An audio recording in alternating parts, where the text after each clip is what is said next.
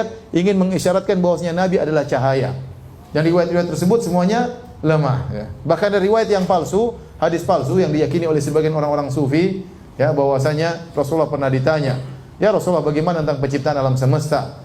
Kata Nabi, yang pertama Allah ciptakanlah nuru nabiyyika, yaitu cahaya nabimu yang pertama diciptakan. Waktu itu belum ada arsy, belum ada qalam, belum ada lauhil mahfuz, belum ada langit, belum ada bumi, belum ada manusia, belum ada jin. Yang pertama Allah ciptakan adalah cahaya Muhammad. Berasal dari cahaya Allah Subhanahu wa taala. Ini hadis palsu. Hadis apa? Palsu. Nabi Muhammad SAW adalah keturunan Nabi Adam alaihissalam dan dia bukan diciptakan dari cahaya. Yang diciptakan dari cahaya adalah malaikat. Adapun seluruh manusia, kata Nabi SAW, kullukum min Adam wa Adamu min turab. Seluruh kalian berasal dari Nabi Adam dan Adam tercipta dari tanah. Nabi Muhammad SAW berkata, ana sayyidu waladi Adam yaumal qiyamah. Aku adalah keturunan Adam, yang paling pemimpin keturunan Adam pada hari kiamat kelak. Wala fakhar, dan aku tidak sombong. Adapun hadis palsu tadi mengesankan seakan-akan Nabi dulu sebelum ada Nabi Adam. Ada cahaya dahulu, baru kemudian ada Nabi Adam dan malaikat dan jin dan yang lain. Ini semua adalah tidak benar, hadis palsu. Saya ingin sampaikan hal ini ya, karena sebagian orang menganggap berlebih-lebihan kepada Nabi SAW, sehingga mereka mengatakan Rasulullah SAW tercipta dari cahaya, tidak seperti manusia-manusia yang lainnya.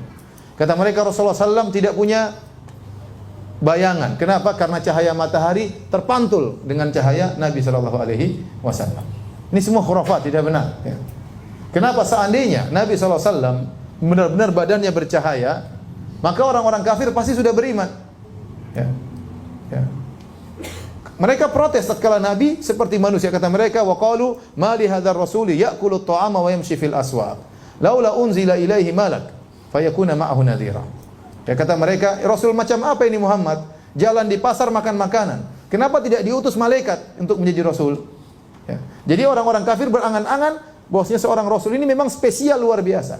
Nah, kalau Nabi ternyata badannya bercahaya, kira-kira Abu Lahab beriman enggak? Beriman lah.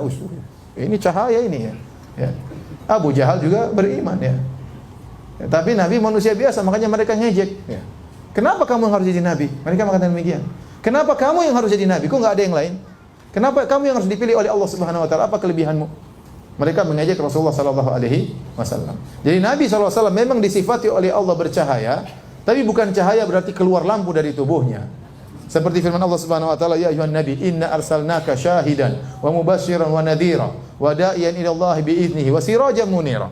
Allah mengatakan, kami mengutus engkau wahai Rasulullah sebagai seorang rasul yang menyuruh kepada jalan Allah, wa sirajan munira, adalah sebagai lampu yang bercahaya. Ini maksudnya adalah kiasan, bukan berarti Nabi adalah lampu yang menyala terang ya.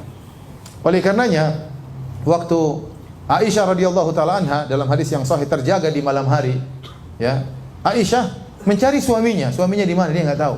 Dia cari-cari. Tahu-tahu dia pegang kaki Nabi, Nabi sedang sujud. Paham? Dalam sahih Muslim. Seandainya Nabi ada lampunya, Aisyah lagi sujud. Enggak perlu cari-cari, paham? Enggak perlu cari-cari.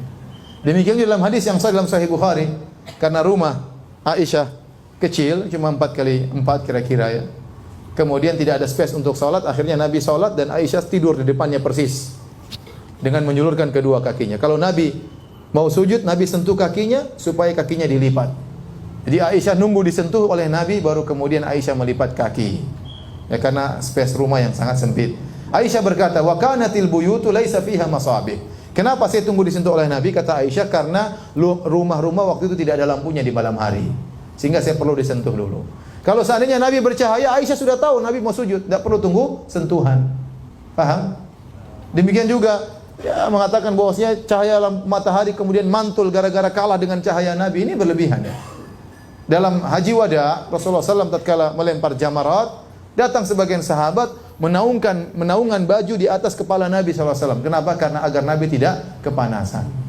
Ya, jadi kita katakan Nabi bercahaya, ilmunya bercahaya, wajahnya bercahaya, tapi bukan seperti lampu yang disangkakan oleh sebagian orang-orang berlebihan tentang Nur Muhammad. Berlebihan tentang Nur Muhammad, dan hadis tentang Nur Muhammad itu hadis palsu. Tidak boleh diyakini, karena akidah tidak boleh dibangun di atas hadis palsu.